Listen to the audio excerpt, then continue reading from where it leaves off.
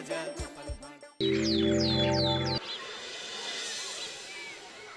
পণ্ডিত মশাই, আপনি আজকে বলেছিলেন পূর্ণিমা আর অমাবস্যার ব্যাপারে বুঝাবেন। হ্যাঁ, আমাদের পৃথিবী সূর্যের চারিদিকে ঘুরতে থাকে, আর চাঁদ পৃথিবীর চারপাশে।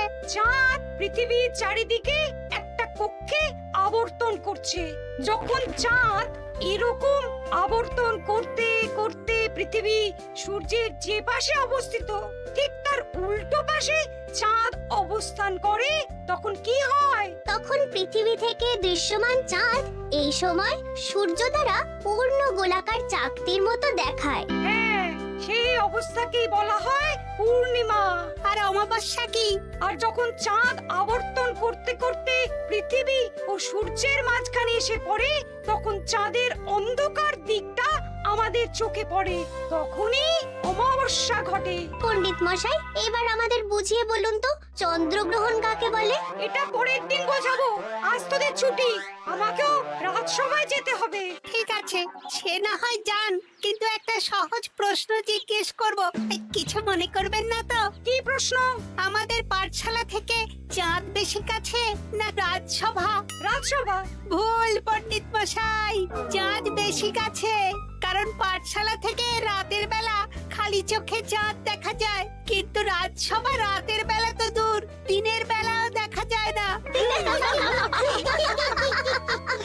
এই তবে রে, কালকে আয়, মজা দেখাবো, উল্টো পাল্টা যুক্তি দেওয়া।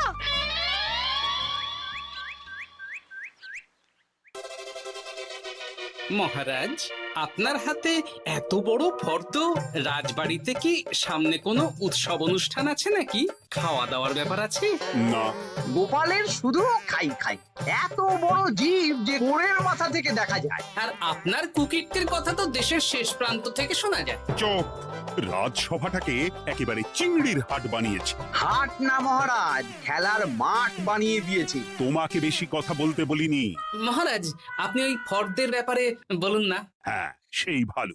শোনো, আমাদের রাজ্যের বেশ কয়েকটা জায়গার অবস্থা খুব খারাপ, তাই সেসব জায়গায় উন্নয়ন করা দরকার। আপনি আমাকে দায়িত্ব দিন।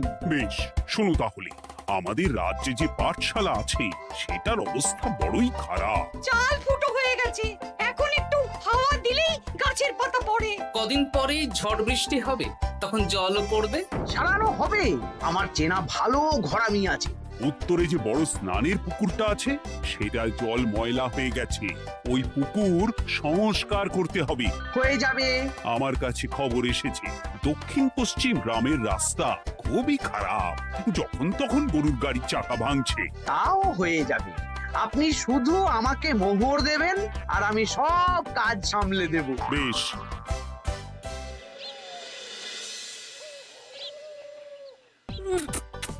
দাদু, আমটা তো দারুণ খেতে গো। আমাদের গাছের আম। সত্যি দাদু, আমরা মানুষ হয়ে পৃথিবীতে জন্ম নিয়েছি বলেই এত ভালো ভালো খাবার খেতে পারছি। চাঁদে জন্মলে যে কি হতো? চাঁদে কেউ জন্মায় না। কেন? ওই যে চরকা বুড়ি। চাঁদে অনেক পাহাড় পর্বত খানাখন্দ আছে, সেগুলোই এখান থেকে আমরা দেখে কল্পনা করে নিয়েছি চাঁদের বুড়ি। জানো দাদু, আজকে পণ্ডিত মশাই আমাদের চাঁদের ব্যাপারে বলছিলেন। কত কিছু জানলাম, অমাবস্যা, পূর্ণিমা। আচ্ছা দাদু, চন্দ্রগ্রহণ কি? চন্দ্রগ্রহণ? শোন, যখন পৃথিবী চাঁদ এবং সূর্যের মাঝে এসে পড়ে, যার ফলে পৃথিবীর ছায়া চাঁদের উপর পড়ে এবং চাঁদকে কিছু সময়ের জন্য দেখা যায় না বা আবছা দেখায়, এই ব্যাপারটাকেই চন্দ্রগ্রহণ বলে। আচ্ছা আচ্ছা, বুঝেছি। আমাদের তো মনে হয় আগামীকাল পাঠশালা সারানোর কাজ হবে। দেখি, আমাকে একটু চোখ কান খোলা রাখতে হবে।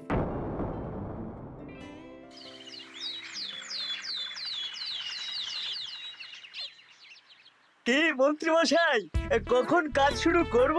আরে দাঁড়াও, এই চলে এলো বলে। আমাকে তো যা করার আজকের মধ্যেই করে দিতে হবে। মহারাজের হুকুম, পাঠশালা একদিনের বেশি বন্ধ রাখা যাবে না। আরে না না, পাঠশালা কালকেই খুলে যাবে, শিশুরাই তো আমাদের ভবিষ্যৎ।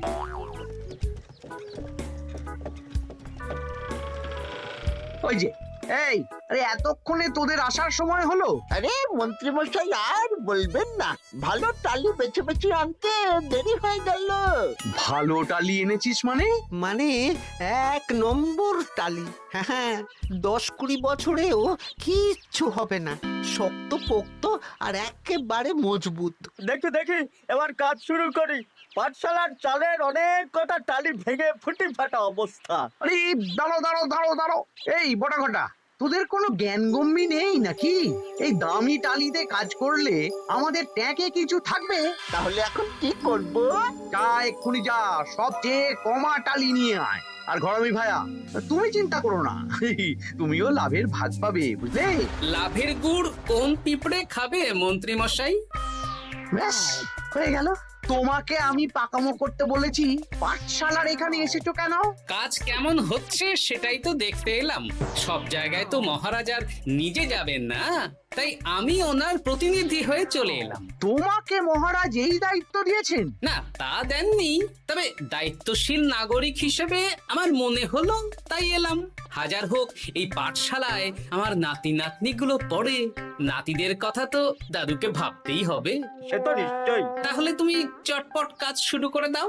আরে হাঁ করে দাঁড়িয়ে দেখছো কি? কাজ শুরু করো। আমাকে আরো দুটো টালি দিন তো। এই কটা কটা, তোরা ওনার হাতে হাতে সহযোগিতা কর। করছি।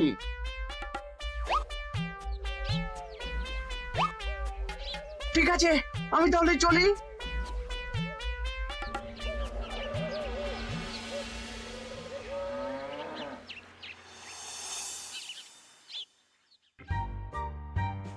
ওগো, আর কতক্ষণ তোমার মাথার উপরে বরফ ধরে থাকবো?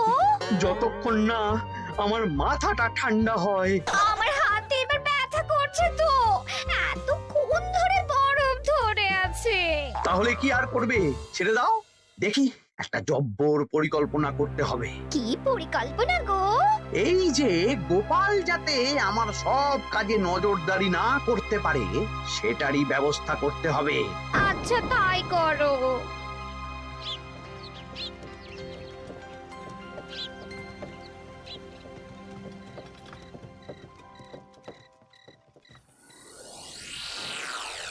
দেখ বটা ঘটা, পাঠশালা থেকে তো আমাদের 5 পয়সাও রোজগার হয়নি। না মন্ত্রীমশাই, গোপাল তো ঠায় দাঁড়িয়েছিল। কারচুপি করার একবারে রাস্তাই নেই। আগামীকাল পুকুর সংস্কারের কাজ হবে। গোপাল যেন ওই পুকুরের আশেপাশে না আসতে পারে, সেটা দেখার দায়িত্ব তোদের। বেশ, তাহলে আমি সকাল সকাল ওই গোপালের বাড়ির আশেপাশে পৌঁছে যাব। গোপাল যখন ওই বাড়ি থেকে বেরোবে অমনি বেটা বিছানায় বসে কাঁদবে। হ্যাঁ, আরে এই তো চাই।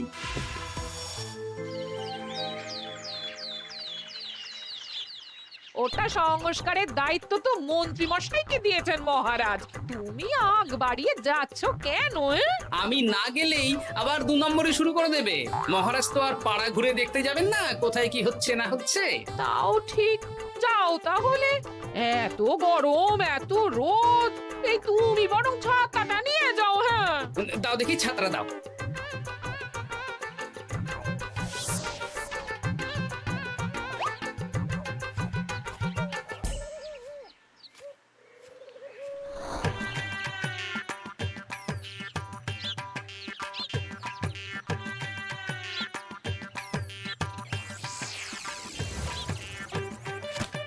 এই কে রে? কে যেন আমার ছাতার উপরে একটা ঢিল মারলো? আকাশ থেকে শিলাবৃষ্টি শুনেছি। ওই দেখ গাছের উপরে।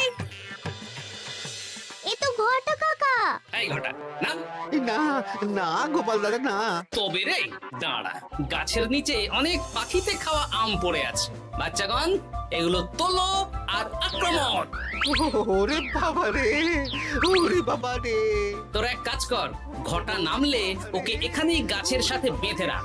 দরকার হলে বড়দেরকেও ডেকে নে। আচ্ছা দাদু। আমি ওদিকে চললাম। আর হ্যাঁ, এই ঘটাকে যদি কেউ বাঁচাতে আসে তাহলে তাকেও। বাবা রে, ওরে বাবা রে।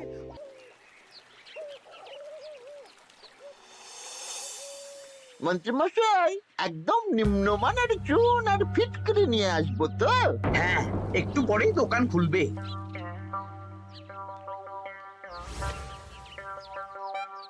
আবার 2 নম্বরই শুরু করে দিয়েছেন। দেখি গোপাল, তুমি এখানে কি করে এলে? ভগবান পাশে থাকলে আপনার মতন ভূতেরা আমার কি ক্ষতি করবে? আমি আবার কি ক্ষতি করলাম? আপনার মদতেই তো হচ্ছিল। তবে যে ক্ষতি করতে চেয়েছিল সে এখন খুব একটা ভালো অবস্থায় নেই। কি হয়েছে ঘটাৎ? দেখেই আয়, আমি বরং দোকান থেকে ভালো মানের ওই চুন আর ফটকিরি নিয়ে আসি, কেমন? ওরে বটা, যা যা দেখে আয়। আমাকে ছেড়ে দিন না, আমি তো কিছু করিনি, শুধু একটা ঢিল ছুঁড়েছি, তাতে তো গোপালের কিছু হয়নি। যদি গোপাল দাদার বড় কোনো ক্ষতি হতো তাহলে কি হতো? এটা কি হচ্ছে? তোমরা ঘটাকে বেঁধে রেখেছো কেন? এই ধরো ধরো ধরো, গোপাল দাদু বলেছে ঘটা কাকাকে যে ছাড়াতে আসবে তাকে বেঁধে রাখতে। আমাকে ছেড়ে দাও। আমি তো কিছু করিনি, আমাকে ছাড়ো, আমাকে ছেড়ে দাও। চুপ, তোরা সবাই এই কর্মকাণ্ডে জড়িয়ে আছিস, কোনো ছাড় পাবি না।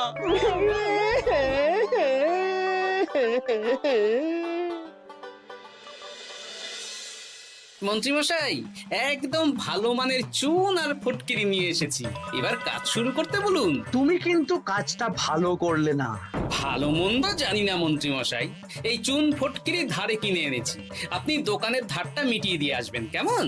10 মোহর 15 আনা হয়েছে। বটা ঘটা কোথায়? ওকে গ্রামের লোকেরা বেঁধে রেখেছে, আপনি যান, আপনাকেও বেঁধে রাখবে। ঠিক আছে, তোমাকে আমি দেখে নেব। এই, তোমরা সবাই তো চলে এসেছো, এবার কাজ শুরু করো। কাজে যেন কোনো ফাঁকিবাজি না দেখতে পাই। হ্যাঁ,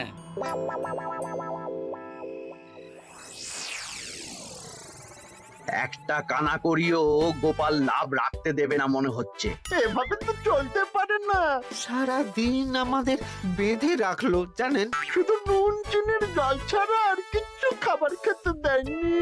খাবার? হ্যাঁ, এই খাবার দিয়েই গোপালকে সাবার করতে হবে। বলুন কিভাবে?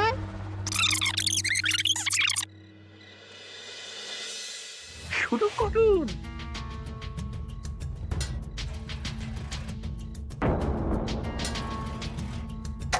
রান্নাঘর থেকে কিসের আওয়াজ হলো না? রান্নাঘরে বেড়াল, যাও গিয়ে দেখো। এ কি? এই বিড়ালটাকে তো আমাদের বাড়িতে এর আগে কখনো দেখিনি। সত্যি তো, একদম সাদা বেড়াল। ও ভাতের হাড়ির ঢাকনাটা উল্টেছে। হ্যাঁ হ্যাঁ, কোনো খাবারে মুখ দিতে পারেনি, বুঝলে? দাও দাও দাও, খেতে দাও, খেতে দাও, গিন্নি খেতে দাও। হ্যাঁ হ্যাঁ, দিচ্ছি।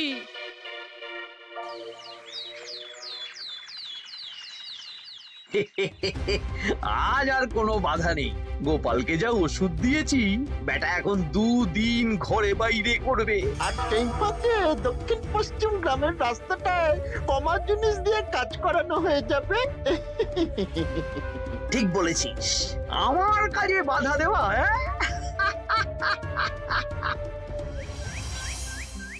ও গিন্নি, গিন্নি গো, কাল রাত থেকে তো 10-12 বার হয়ে গেল। তুমি তো 10-12 বার, আমি তো 15 বার গেছি।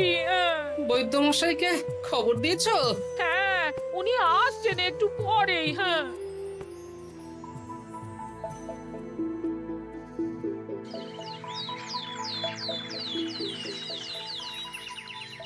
কি গোপাল, তোমার শরীর এখন কেমন আছে? এখন ভালো আছি মহারাজ। গোপালের খাবার খেয়ে কিছু হয়েছিল। যত সব উল্টো পাল্টা খাবার খেলে হবে না। বাজে কথা বলবেন না, আমি বাড়ির খাবারই খাই। যাই হোক, সেসব বাদ দাও। মন্ত্রী, তোমাকে যা দায়িত্ব দিয়েছিলাম সব হয়ে গেছে তো? হ্যাঁ মহারাজ, পাঠশালা, পুকুর, দক্ষিণ পশ্চিমের রাস্তা সব কাজ হয়ে গেছে। রাস্তার কাজ করে গুছিয়ে লাভ করেছি। তা কাজ কেমন হয়েছে? রাস্তার ব্যাপার জানি না, তবে পুকুর আর পাঠশালার কাজের সময় আমি পাশে ছিলাম। গোপাল, তুমি নিজে থেকে এত দায়িত্ব নিয়ে কাজ করেছো জেনে আমি খুব খুশি হয়েছি। এবার তোমাকে আমি একটা কাজ দেব। কি কাজ?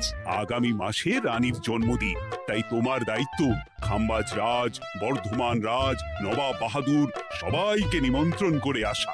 বেশ, আপনি আমার হাতে পত্র দিয়ে দেবেন, আমি আগামীকালই তল্পি তল্পা নিয়ে নিমন্ত্রণ করতে চলে যাব। আচ্ছা আচ্ছা আচ্ছা।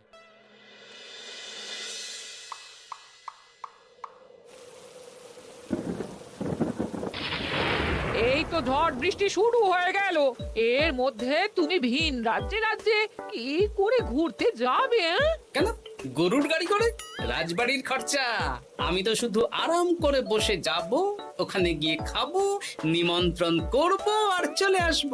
বৃষ্টি বাদলার দিন, সাবধানে যেও। হ্যাঁ হ্যাঁ, এ তো কাল বৈশাখী ঝড়, আশা করি কাল সকালে বৃষ্টি হবে না। সকাল সকালে রওনা দেবো, বুঝলে?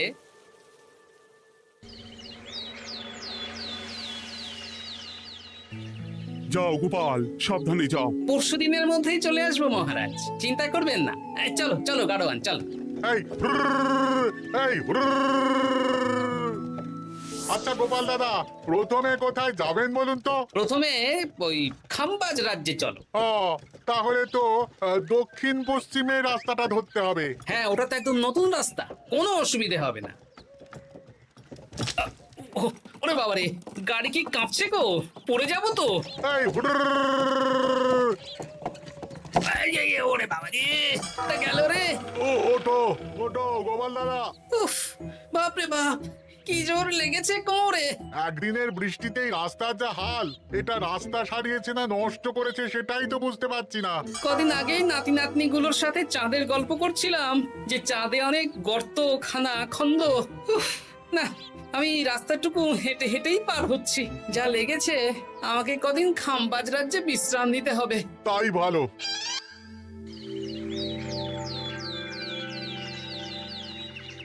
এ কি, দুদিন হয়ে গেল গোপাল এখনো এলো না।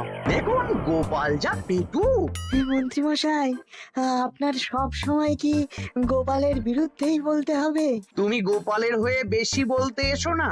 শুনেছি আপনি নাকি ওই পাঠশালা পুকুর সংস্কারে কমা জিনিস ব্যবহার করতে গিয়েছিলেন, আর গোপাল ধরে ফেলেছে, তাই আপনার রাগ। বাজে কথা বলো না, ওসব শোনা কথায় কান না দেওয়াই উচিত।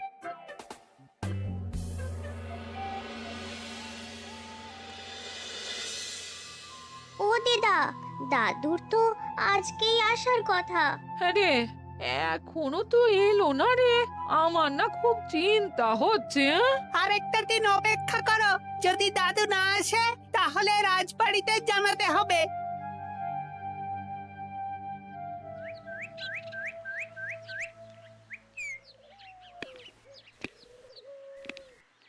মহারাজ, এসে গেছি। এ কি গোপাল, এত দেরি হলো কেন? পুরো একদিন দেরি। এই একটু চাঁদ থেকে ঘুরে এলাম। কি যা তা কথা বলছো? সত্যি মহারাজ, আপনি বললে আপনাকেও নিয়ে যেতে পারি। চাঁদে? হ্যাঁ মহারাজ, চাঁদে। আপনার নামে চাঁদ আছে, কিন্তু কোনোদিন চাঁদে যাওয়ার সৌভাগ্য হয়নি। তুমি মস্করা করছো না তো? না না মহারাজ, সত্যি বলছি, যেতে হলে আজকেই যেতে হবে। আচ্ছা, তাহলে রানীকেও নিয়ে যাব। হ্যাঁ চলুন, আর মন্ত্রী মশাইকেও নিয়ে চলুন। বেশ, তুমি তাহলে মন্ত্রীকে ডেকে আনো, আমি আজকেই যাব। এক্ষুনি যাচ্ছি।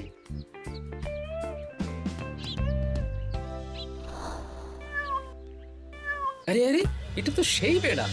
তাহলে সেদিন রাতে এই বেড়ালকে মন্ত্রী মশাই রান্নাঘরে, তার মানে আমার আর গিন্নির পেট খারাপ, মন্ত্রী মশাইয়ের কীর্তি।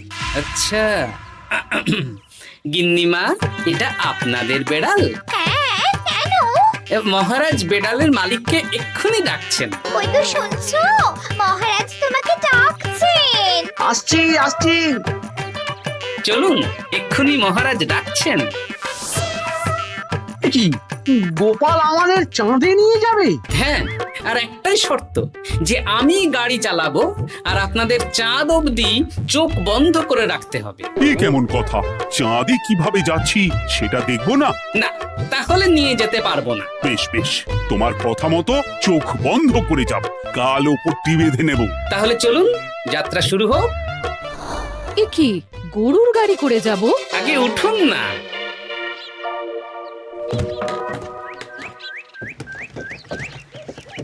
আর কতক্ষণ স্থলপথে? এই তো আর একটুখানি, তারপরেই চাঁদে। এই হুর হুর হুর হুর, হাট, হাট, হাট।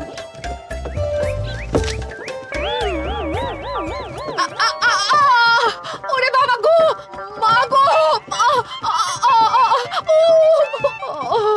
ওরে বাবারে! ওরে বাবারি,